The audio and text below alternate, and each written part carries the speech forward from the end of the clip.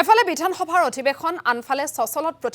প্ৰতিবাদমুখৰ ৰাজ্যৰ NHM কৰ্মচাৰীসকল চিকিৎসক নাৰ্ছ লেব টেকনিচিয়ান ফাৰ্মাচিষ্টকে ধৰি সকলোৱে সচলত ন্যায্য প্ৰাপ্তিৰ দাবীত সাব্যস্ত কৰিছে প্ৰতিবাদ দীৰ্ঘদিনীয়া সমস্যা সমাধানৰ দাবীৰে অৱস্থান ধৰ্মঘট দাবী মানি নললে গণতান্ত্ৰিক প্ৰতিবাদৰ সংকাৰ প্ৰতিবাদকাৰী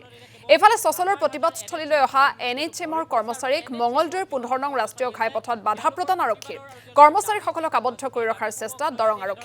আৰক্ষীৰ বাধাৰ বাবে ৰাজপথতে বহি প্ৰতিবাদ সাব্যস্ত কৰিছে NHM কৰ্মচাৰীসকলে আৰু এই মুহূৰ্তত সচলৰ প্ৰতিবাদস্থলীত আমাৰ সাংবাদিক চিন্তুমণি শইকীয়া উপস্থিত আছে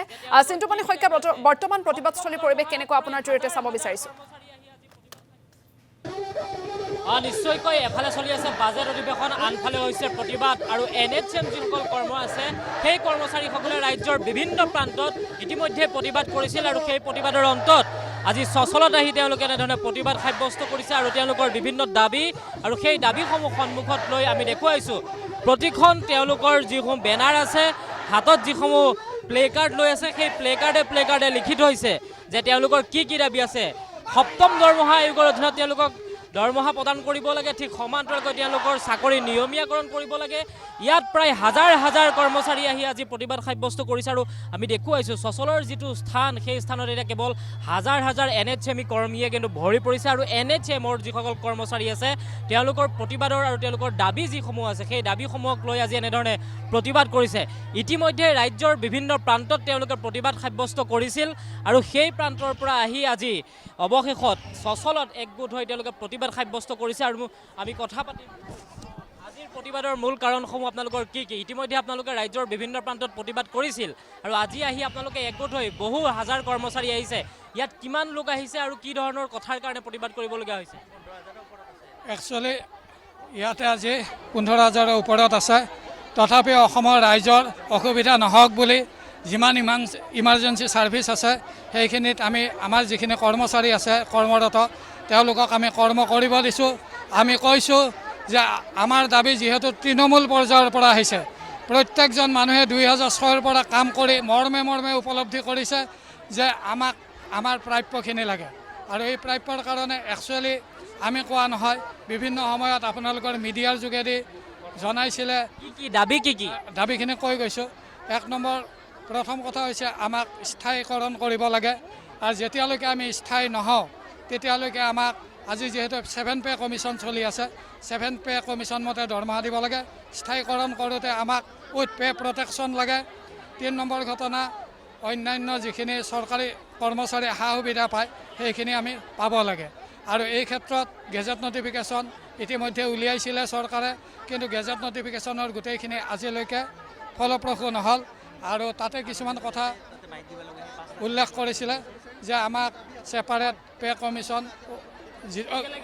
একো হোৱা নাই আপোনালোকে দাবী কৰিছে হোৱা নাই ন্যায্য প্ৰাপ্যৰ দাবী আমি এনেই ইয়াত সচললৈ অহা নাই ইয়াৰ ন্যায্য প্ৰাপ্যৰ দাবী আজি 18 বছৰে আমি চৰকাৰক কৈ আছোঁ যে আমাক নিয়মীয়াকৰণ কৰক আমাৰ কথা নুশুনিলে চৰকাৰে আজিলৈকে আমি প্ৰত্যেকবাৰে মুখ্যমন্ত্ৰী মহোদয়ক আমি স্বাস্থ্যমন্ত্ৰী মহোদয়ক আমি জিলাৰ উপায়ুক্তসমূহক আমাৰ মেমৰেণ্ডাম দি আছোঁ কিন্তু তেওঁলোকে আমাৰ কথা নুশুনিলে আমি অতি ন্যূনতম দৰমহাত চাকৰি কৰি আছোঁ আমি এই 26,000 NHM কৰ্মচাৰী গতিকে আমাৰ দাবী হৈছে এতিয়া আমি আৰু কোনো কথা নুশুনো আমাৰ চাকৰি অতি শীঘ্ৰে নিয়মীয়াকৰণ কৰিব লাগে কাৰণ সুপ্ৰিম কোৰ্টৰ অৰ্ডাৰ আছে যে 10 বছৰ যিকোনো সংস্থাত কোনোবাই যদি চৰকাৰী সংস্থাত চাকৰি কৰে মানে কণ্ট্ৰেকচুৱেল হিচাপে তেখেতলোকক অতি শীঘ্ৰে নিয়মীয়াকৰণ কৰিব লাগে আনকি 2016 চনত আছাম গেজেট নটিফিকেশ্যন ওলাইছিল যে আমাৰ মানুহখিনিক 7 পে কমিশ্যন দিব গ্ৰেচুইটি দিব ইত্যাদি বিভিন্ন সা সুবিধা দিব কিন্তু সেইখিনিও এতিয়ালৈকে চৰকাৰে ইমপ্লিমেণ্ট কৰিবলৈ চেষ্টা কৰা দেখা নাই বা নকৰিলে আৰু তাতে এটা কথা আমাক এই সময়ে মুখ্যমন্ত্ৰী মহোদয়ে আমাক আশা দেখুৱাই আছিল যে আপোনালোক হৈছে অসম ৰাজ্যৰ মানে অগ্ৰণী সেনানী গতিকে আপোনালোকক স্থায়ী নিযুক্তি দিয়াৰ বাবে মোৰ হাতত সুপৰিকল্পিত ব্যৱস্থা আছে কিন্তু সেই সুপৰিকল্পিত ব্যৱস্থা মুখ্যমন্ত্ৰী মহোদয়ে আজি 4 বছৰ পাৰ হৈ যাব এতিয়ালৈকে তেওঁ একো পৰিকল্পনা নকৰিলে বৰঞ্চ সিদিনা আমি অমেধা বুলিহে আমাক ঠাট্টা মস্কৰা কৰিলে গতিকে মুখ্যমন্ত্ৰী মহোদয়ক কাতৰে অনুৰোধ জনাইছোঁ মুখ্যমন্ত্ৰী মহোদয় আমি অমেধা নহয় আমিও মেধা আমি কান্দি কান্দি কৈছোঁ মুখ্যমন্ত্ৰী আমিও মেধা ভিত্তিক আমি ঠিকা ভিত্তিক নিযুক্তি পাইছিলোঁ গতিকে এই মেধাসকলক আপুনি ঠাট্টা মস্কৰা নকৰিব আপুনি আমাৰ পিতৃ